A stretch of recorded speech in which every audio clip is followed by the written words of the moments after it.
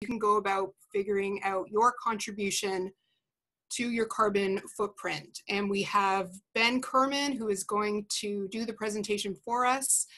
Generally speaking, we are not experts. We are committed and passionate volunteers who have spent a lot of time researching these different areas. And Ben has done a lot of work exploring carbon footprints and the benefits of the different options available. So over to you, Ben.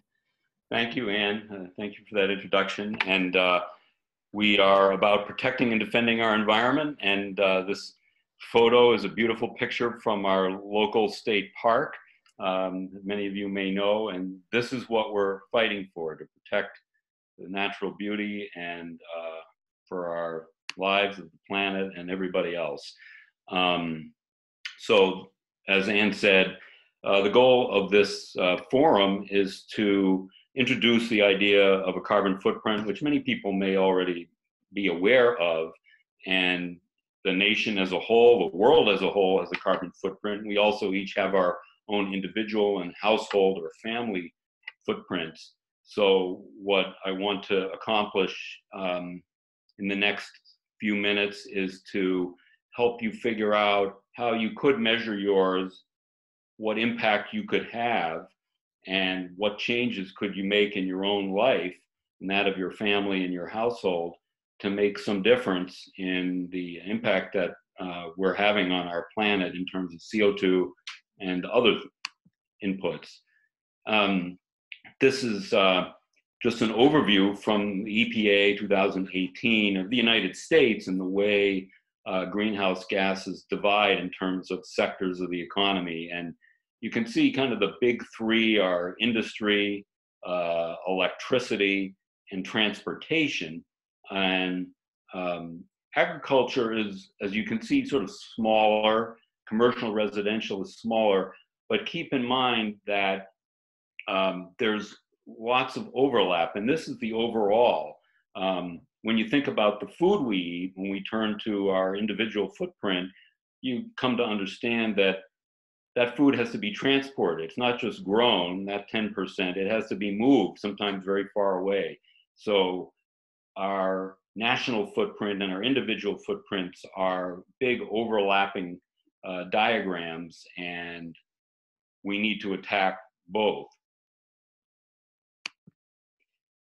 This gives you some data from a paper looking at how carbon footprint goes by city.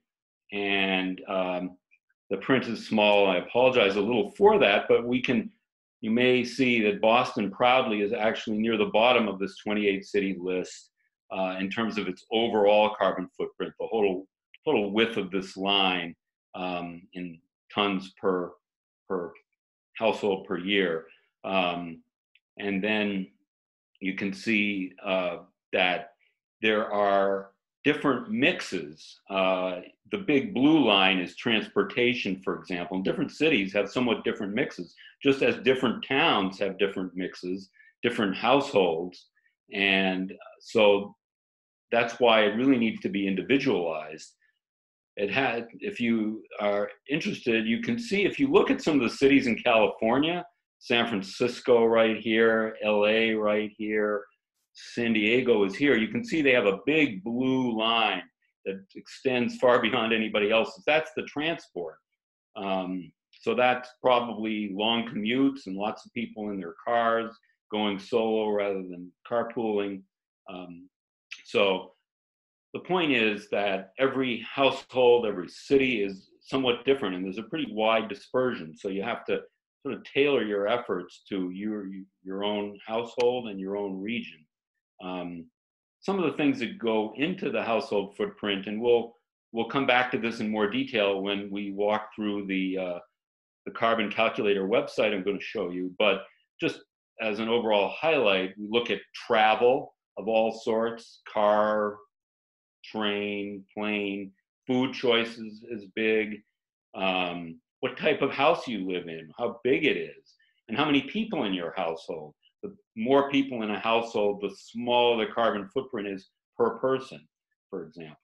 Home heating and cooling, and that includes also appliances, fridges, stoves, and things like that.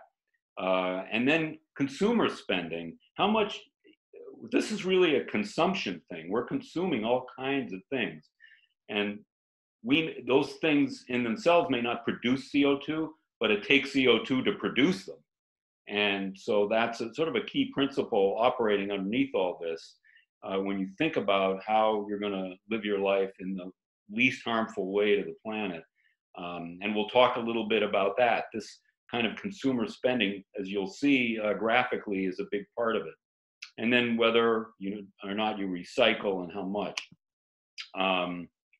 So why bother with this? Is it hopeless?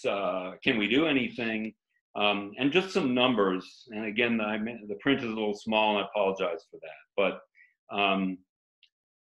the reason to bother is that we in the United States have a much bigger carbon footprint per person or per household than virtually any place else on the planet.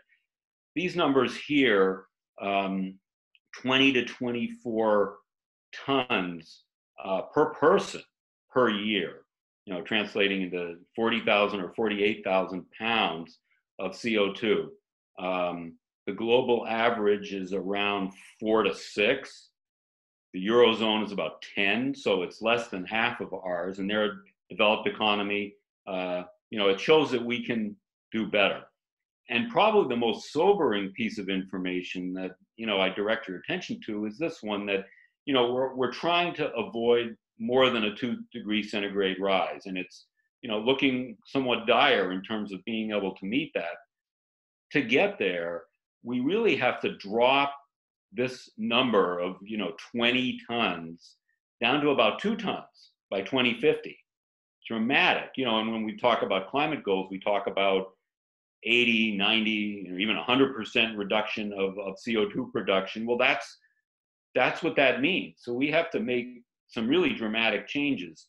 And the point I want you all to take home from this piece of information is that we need to do our part, both individually and as households, but we really need to play a part in the political arena, locally, state, federal, because there really needs to be a kind of giant makeover in the way we live our lives, the way we generate energy, what we buy, what we use, whether we recycle or not.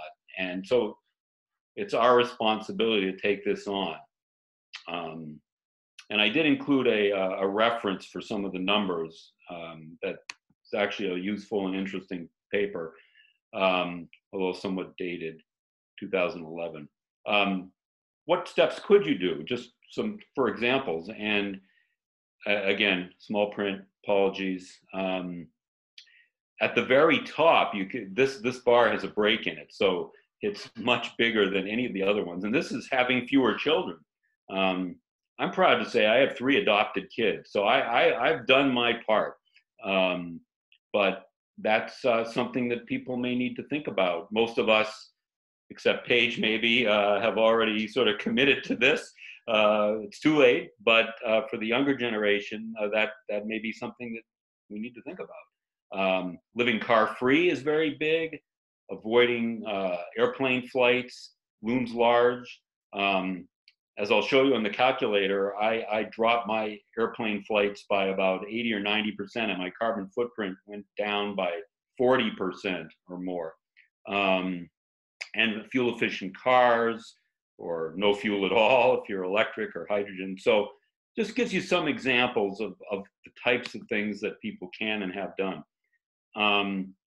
So, turning to the calculators themselves in terms of which ones work well, which ones deliver what we really need. I tried to categorize the certain qualities of the footprints that were really necessary. And there's quite a few of them out there, and not that many of them, I think, meet the requirements that are important, which are that they're somewhat comprehensive, that they take all facets of one's life into account, don't neglect major ones, what the inputs are, and again, that those inputs factor in all aspects of our consumption and our use of goods, services, and generation of CO2 from using them. It needs to be flexible so that people can use it easily. That means different inputs and different units depending on how your electric bill, for example, is configured. Or if you want to do it quick and dirty, have options for less data input to get an idea. And then the output units, what's the bottom line? What is my carbon footprint?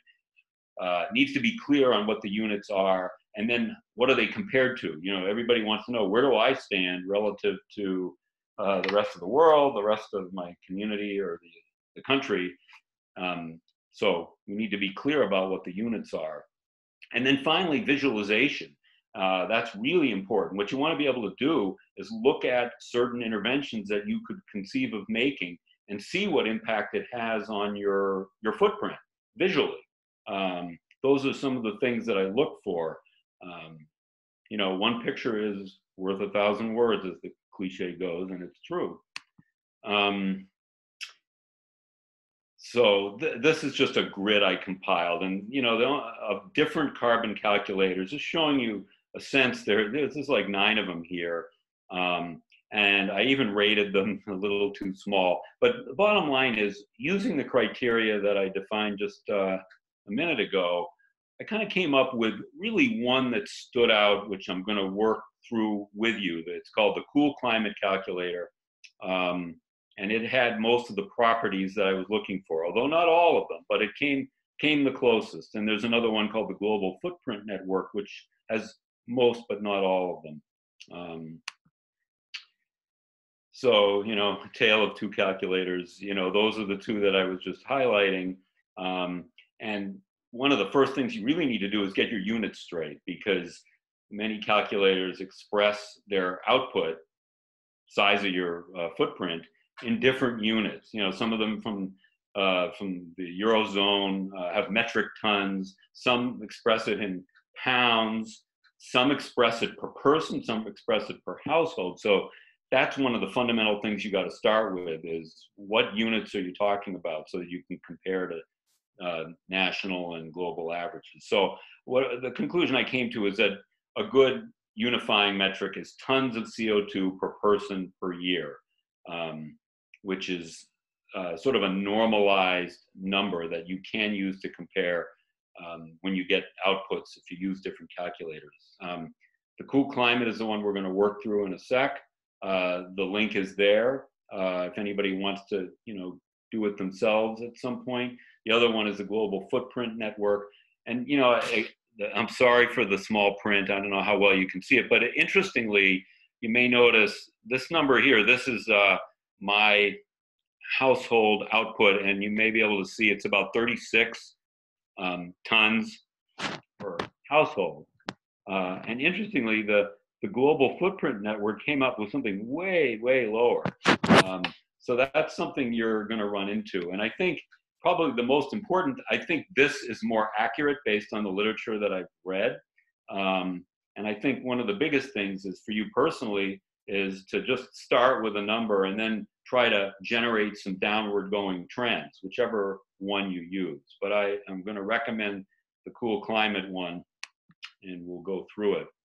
So let's do that. And to prepare, you're going to need certain things before you go into it. And you can do it on the fly if you want, but you end up going back and forth. But as you'll see, you need your utility bills. You know, if you have oil heat, you need to know how many gallons. If you use gas, you need to get your bill, and you need to figure out how many therms or BTUs, or even just dollars. That's one of the good things about this calculator, is that it lets you choose which units you want to do. And that's really important to make it easy.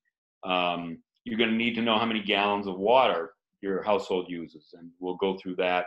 How big your house is, what your household income is, travel specifics, including flights and how long, how many, your cars, their miles per gallon, how many miles you drive, food type, servings per day, you'll see some specificity, and then what your consumer spending looks like, your credit cards, your annual summary. So let's go. Can I ask you a question on that one? Sure. I'm sorry to interrupt, but yeah, go ahead. That was one category that I had a lot of trouble with. I just didn't know what they meant by goods and services. Yeah, it's a good question, and many people wonder the same thing.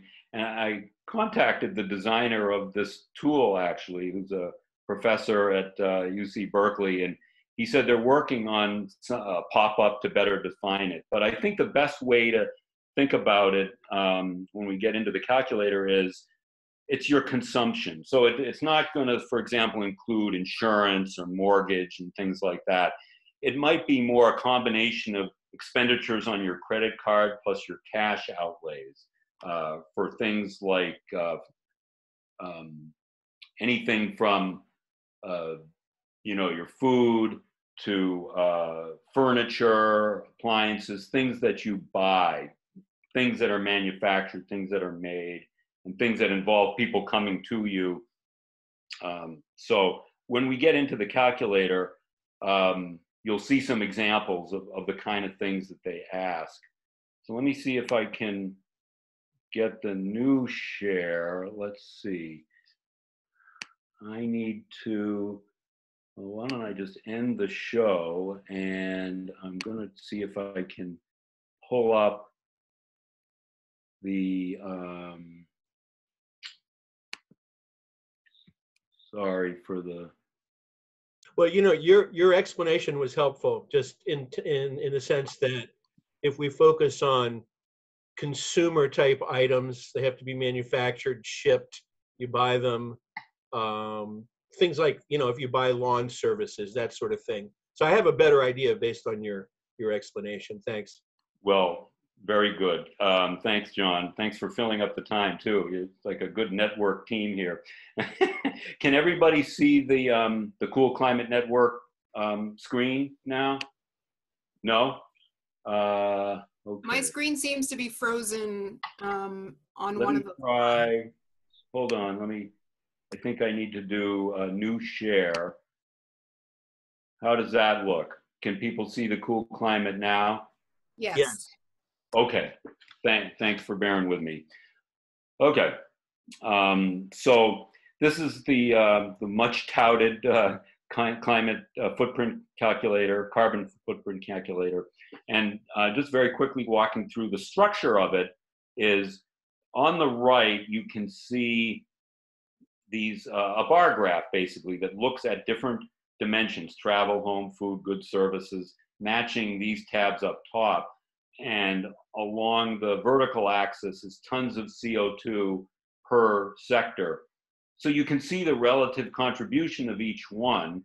And it also shows you how you are relative to, and this is crucial, and this may be a question somebody was going to ask, but relative to households of similar size and income. Because if you look at curves of CO2 output, it gradually climbs as income goes up. So when you look at these comparisons, you're being compared to people who declared the same level of income and household size as you. So what I'll do is I'll walk through very quickly from left to right, sector by sector, putting in our beloved zip code. There's 2 people in my house, and gross annual income is up there somewhere. You didn't know I was rich, did you? One good thing to do before you move further is the settings. The settings just sets the price of some of the fuels. And I have put in what the current roughly gas prices are. This is HMLP price per kilowatt hour. And this is the calculated natural gas price. So that helps with the bottom line calculations when you get to that. So you go back. Sorry. This is John. Just a quick observation. I think HMLP's price per kilowatt is closer to 17 cents. Is it that much? Yeah, that's what you're seeing there is more like their wholesale cost for buying power. Really? Okay. Well, that's the impenetrability of their system, I guess. It looked like it was 10.7. Well, thank you for pointing that out. I'll put the correct number in. What about that number for your gigatons of CO2 in the electric bill? Is that take into account our portfolio? So restate the question. The portfolio content CO2 of your electrical source. Is that accurate for the Hingham Municipal Light Plant? Oh, well, let me walk through it. I mean, there is a question you'll see coming up, how much of your electricity is green? And I'll show you what I put in there, knowing what I know about our light plant. Gotcha. So that's a good question. So you can navigate just by hitting next or moving to the next sector. And by the way, I want to point out the bottom line is here, and it moves as you add things. So this is the tons of CO2 per household. Notice household tons, not individual, because I put in the size of my household already. And then the better than average, again, is compared to people of similar geography and similar income and household size. So that's what's being compared. So then you can, how do you get around? You can put in your vehicles. You can add a vehicle. I think it defaults with 2. You can choose what kind of vehicle it is. I have one electric and we have one, well, it's a hybrid, but we'll call it gas. And then you put in the miles per gallon and you put in how many miles per year you drive in each of the vehicles. You can add another one if you need it. For the other aspects of travel, this is the simple version where they simply ask you how many miles per year do you do air travel and public transit. Now I'll just direct your attention quickly. I've put in 6,000 miles of air transit a year. So that's one cross-country flight. And you'll see that my CO2 is 34 now. If I put in what I was last year, you can see it literally jump. It went from about 8 up to about 18. And my CO2 went from 32 or 33 to 47. So you can, this is one of the reasons why this is a very useful calculator, because you can go in and play with hypothetical changes you would make, and right before your eyes, it shows you what exactly it does. Very important here, simple and advanced. This is the flexibility quality I referred to. So if you want to be quick, you do simple. If you want to get more into it, if you're like John Borger, who's, detail oriented, you can put in very specific information about different types of public transportation, short, medium, long, and extended flights. People probably know that short flights actually burn more gas and produce more CO2 per mile than long ones do. So that's why that's important. So this simple and advanced tab is a really useful thing to make this easy to use. So now we're in the home, and I calculated how many kilowatt hours we use. You can also use dollars. And remember, we put in the settings what the cost of the kilowatt hour was. So that's what that's for if you choose to put dollars instead. And this is per year, but you can also do per month. So again, it's very flexible. Now here's, Turner, here's the question that you had, percent purchase from the Clean Energy Program. I put in 10. I think I remember reading HMLP was about 14% or so. So that's where that comes in.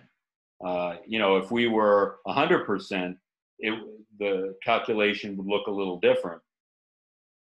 Natural gas, again, there's flexibility in terms of how you enter it, whether dollars, therms, or cubic feet, and month or year.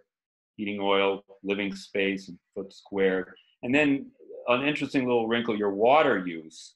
And it slides. This is sort of compared to similar households. Now, you may ask, well, what is the typical water usage of a typical household? And this little information button gives you an answer. You go, and this answer is actually different than answers that I've seen in other places. The more standard answer actually is about 100 gallons per person per day. So take a 2-person household. This is expressed in liters. 200 gallons would actually be about 4 times that. So this is kind of an underestimate from everything that I've read. My household uses about 30 gallons a day, the two of us. So based on that, I brought it down to about here. So that's just an important thing. You may be wondering, how do you figure that out? You go to your aquarium bill, and the aquarium bill is expressed in cubic feet, and then it sort of converts it to gallons per quarter. So then you just have to divide by 90 days, and you get your gallons per day, and you can kind of convert that into this using that information button. This is the food part of it. I know that Anne and many others have a lot of interest in this, and justifiably so. And this is the simple version, and they ask you, how many servings of various categories of food, meat, and they lump meat, fish, and eggs together, dairy, fruits, and vegetables. And you say how many servings, sliding one way or the other. They tell you where the average is in the United States.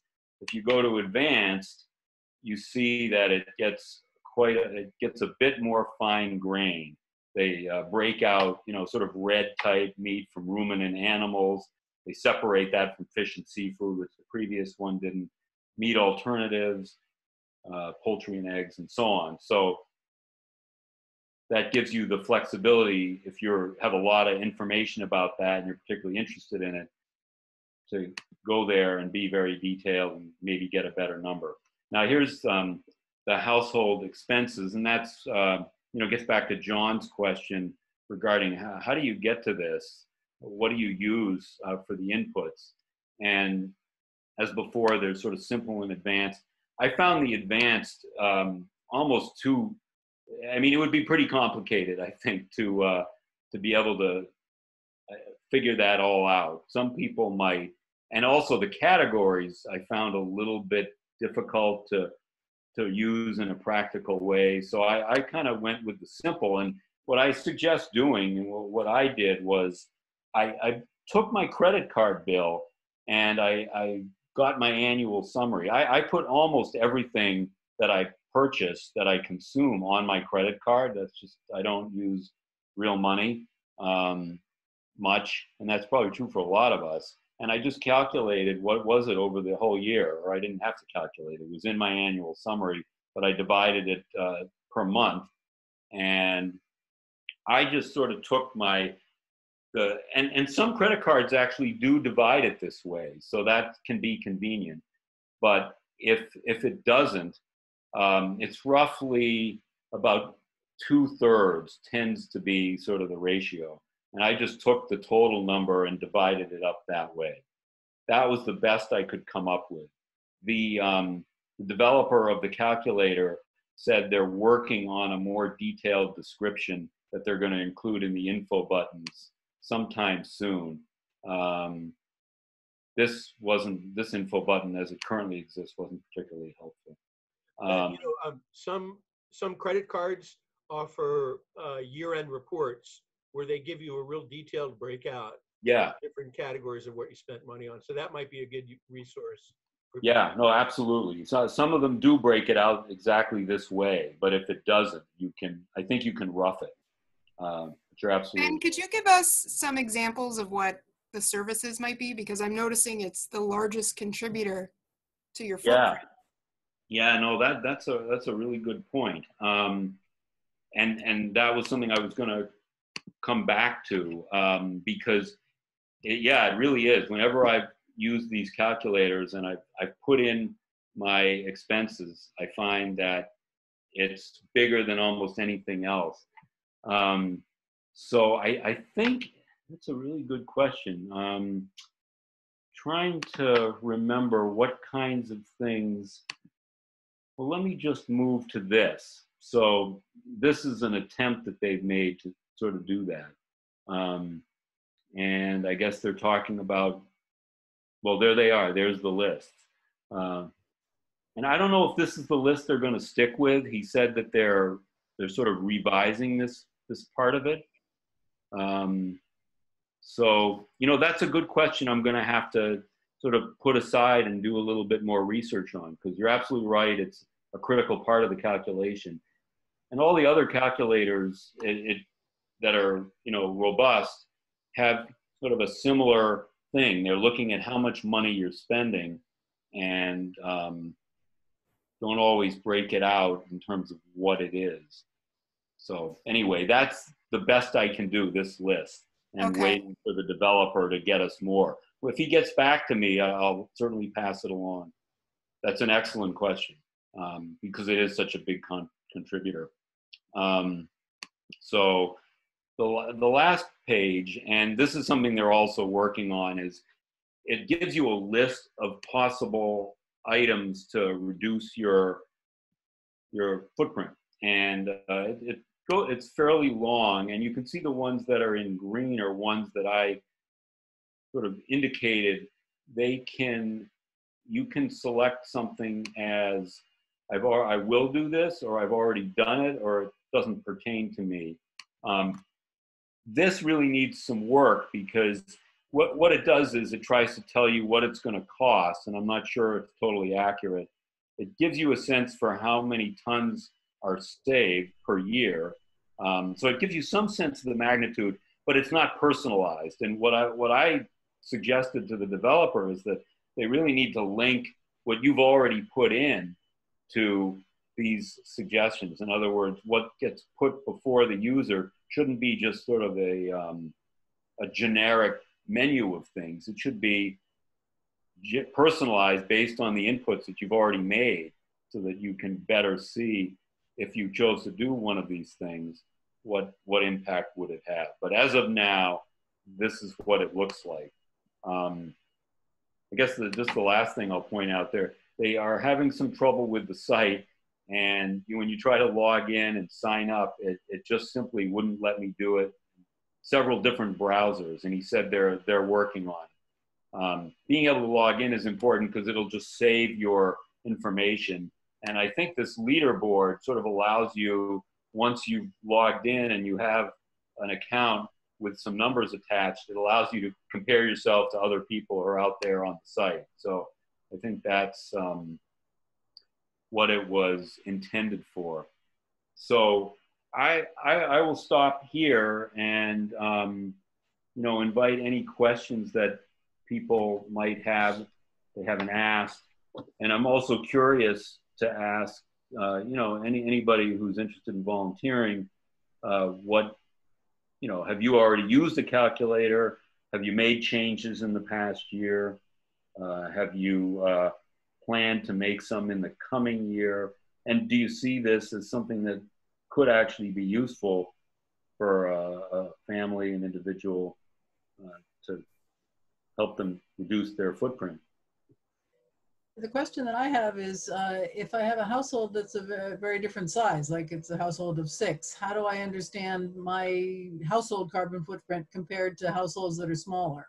Right. Yeah, good question. So they actually do that for you, I guess, in the sense that these numbers, this is sort of your home screen, if you will. This is kind of you. This is your footprint. And these are normalized for households of your similar size, similar income, and similar geography, those 3 things. So when you see this number, and the average household in the United States is 48, but I happen to be 65% better than the average of people like me. Not necessarily better than the average person, but people like me. So that's the way they've chosen to display it.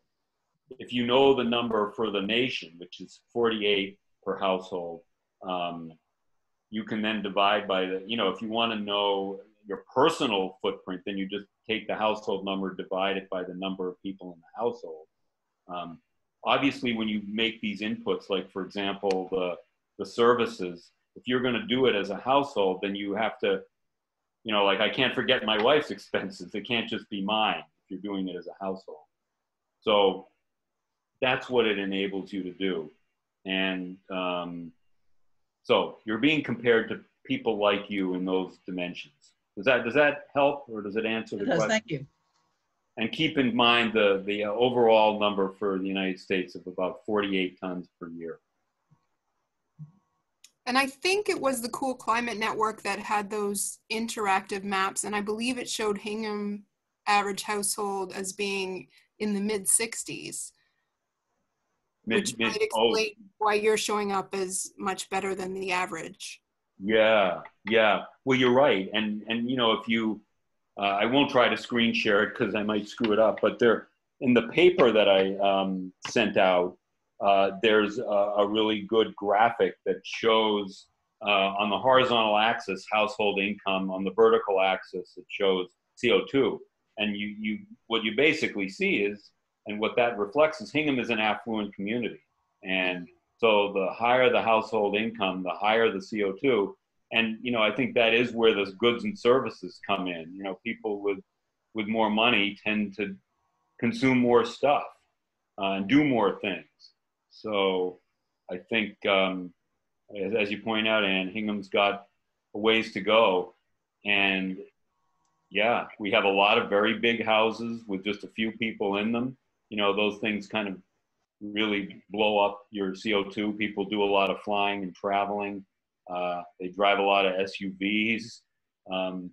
So that's probably where that 60 comes from. Right. I almost wish I had done this 5 years ago and then compared it with my current footprint, because we have made a lot of efforts to reduce it. We switched to an electric vehicle.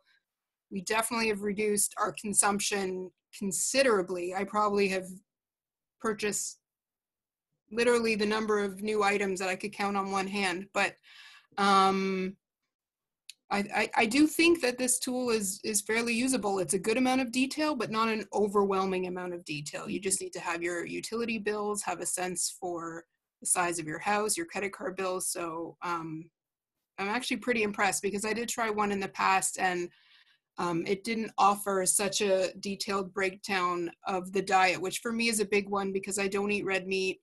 We've cut down on dairy quite a bit. So I do think it's worth, you know, taking the time to break that out. So I think this is a tool that I'm going to try myself. Yeah, well, I'm glad to hear that. And, you know, Ann, you could do exactly what you said using this calculator. If you have any of the inputs, or at least an estimate, you could just go back in time, put in what you think you were doing 6 years ago, see what the output is, and then redo it with your current numbers, and you'd be able to make that comparison.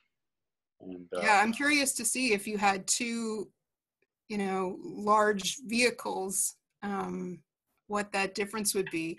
yeah, well, we could do it right now. You know, I could take, always simulate it. Yeah. yeah, I could take the electric out and I could add in a Chevy Tahoe or something like that. Let's see. So I was at 32, you may recall. Yeah. So it seems to be stuck.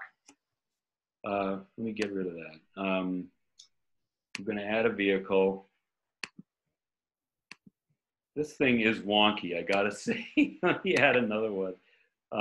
Okay, here's gasoline. So let's say 15,000 miles. Chevy Tahoe probably gets 22 miles a gallon. So you can see it went up to 51. Wow, that's huge. And if I take it out, look at that. That's just one vehicle.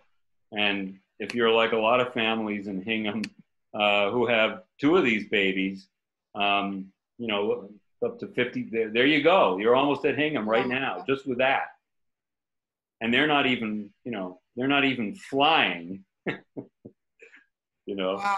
So if you yeah, add, there's some elements that are under our control, like what car we drive, but you know, I always talk about the lack of public transportation. We kind of don't have a choice but to drive our vehicle. yeah. So yeah, that's super interesting. Yeah.